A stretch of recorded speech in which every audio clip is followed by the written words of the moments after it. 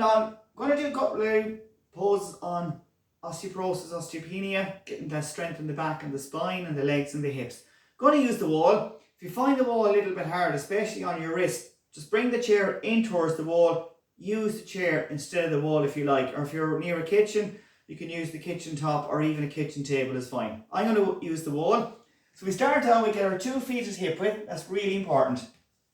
I'm going to press my palms into the wall. Now if my wrists are sore in any way, I close my fist instead of pushing the palms in. So keep the palms in, fingers up, feet hip width.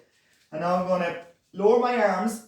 I'm going to take my hips down and back. So what I want in this is to keep my knees behind the toes. So if at all possible, try and avoid this coming forward, my knees. So as I lower, knees behind, palms in, fingers up. Now I'm going to keep my arms in as tight as I can to my ears, and I'm going to shift the feet back. I'm going to hold position. Now once I get in here, I'm going to keep belly to spine.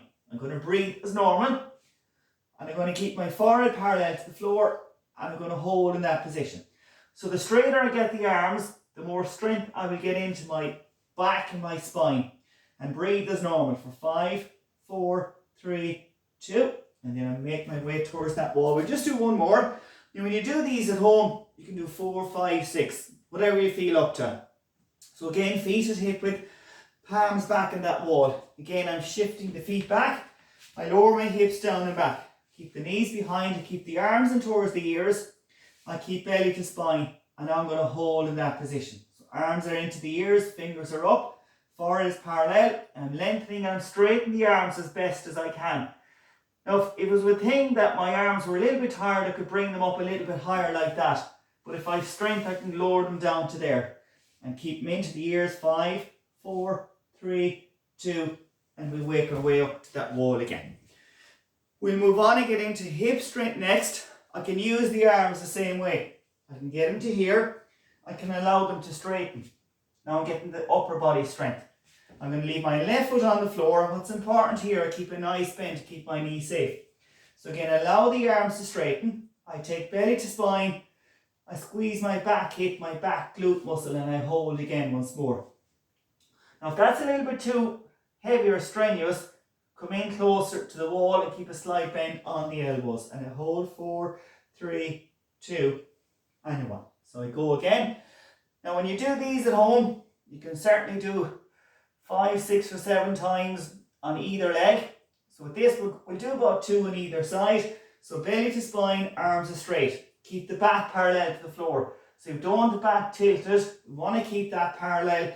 We want to keep the standing leg with a slight bend. We want to squeeze the back glute, and we hold again. 5, 4, 3, 2, and 1. Alright, so hold for that little bit of time. So what I was saying there, if my arms are tired, I can come in like this. Come in much closer. So we're just going to change legs. We'll do one on the other side just to show. Slight bend on the standing leg, belly to spine, squeeze and a lift. So I'm in much closer. So that takes the heaviness off the upper body.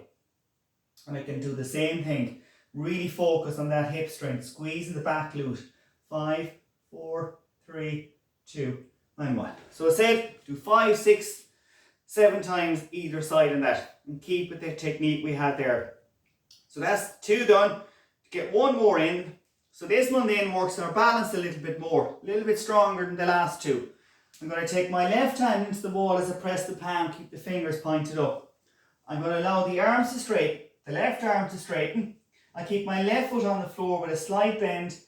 Belly to spine. I squeeze and I lift the back glute and I hold. So again, that arm is into my ear.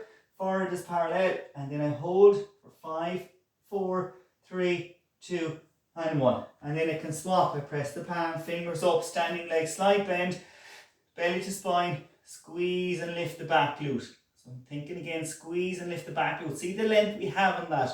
See the back being parallel. So that strength starts here, into my wrist, down my arm, into my shoulder, down along my spine, into that glute and hip. So everything we need to strengthen for our glutes, we're getting in all these moves. And I hold for 5, 4, 3, 2, and 1. And the reason we keep belly to spine, that brings a lot of core, a lot of spine strength in as well.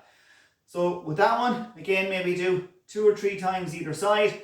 And if it was a thing that was heavy on my wrist on that, you could always use your 2 hands into the wall instead of 1.